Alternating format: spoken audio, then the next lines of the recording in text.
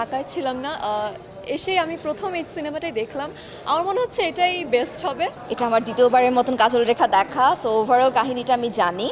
আমার কাছে ভীষণ ভালো লেগেছে।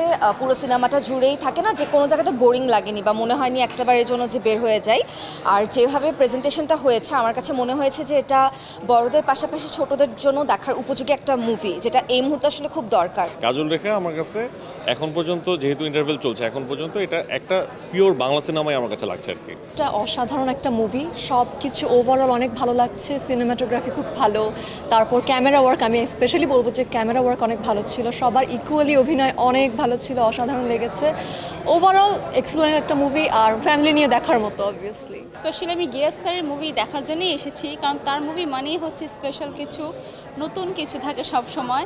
তো শুধু তার জন্যই মুভিটা দেখতে আসা। গীতি কবিতাটা আসলে অনেক বছর আগে পড়া হয়েছিল, কিছু কিছু জিনিস আমি নিজেও ভুলে গেছি, কিন্তু আমার কাছে খারাপ লাগছে না দেখতে। আমি ভীষণ এনজয় করছি, ভীষণ প্রত্যেকের বাচন ভঙ্গি আমি বলবো স্পেশালি খুবই ভালো লাগছে শুনতে, শ্রুতিমধুর লাগছে শুনতে। আর অভিনয়ের জায়গা থেকে আমি বলবো যে সবাই এত ন্যাচারাল অ্যাক্টিং করেছেন যে দেখতে ভীষণ থাকে না যে দৃষ্টিকটু লাগছে না, খুবই এনজয়েবল।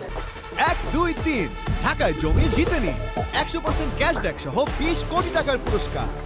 কাজল রেখা বইয়ের পরের সাথে আমি আমার বেশ ছোটোবেলায় ফরিদপুর থিয়েটারের একটা শো ছিল, থিয়েটারে আমি কাজল রেখাটা দেখেছিলাম। তো সেটা অনেক বছর আগের কথা, আমার খুব ডিটেল মনে নেই, বাট এটা মনে এই এতটুকু দেখার পর আস্তে আস্তে আমি রিলেট করতে পারছি। সো কম্পেয়ার টু দ্যাট খুবই ভালোই লাগছে আর কি আমার কাছে। কিছু চেঞ্জেস আছে, বাট ম্যাক্সিমামই বলতে পারবো যে হ্যাঁ, রিলেট করা যাচ্ছে। অবশ্যই আমি বন্ধু হিসেবে না, অ্যাজ অ্যান অডিয়েন্সে আমি বলবো সাদিয়া আয়মানের অভিনয়।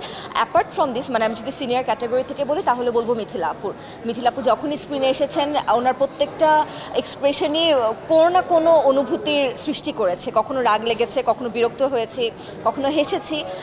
তাকে শেষ দিকে শাস্তি পেতে দেখে আনন্দও পেয়েছি।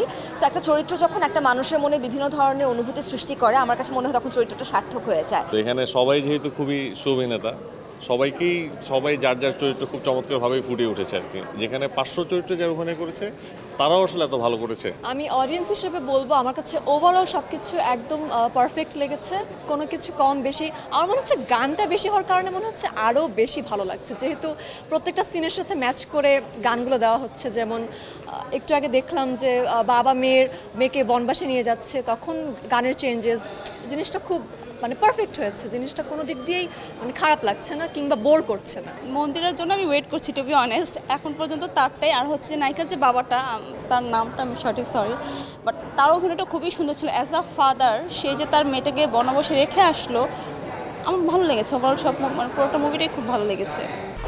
1, 2, 3 ঢাকায় জমি জিতে নিন 100% ক্যাশব্যাক সহ 20 কোটি টাকার পুরস্কার।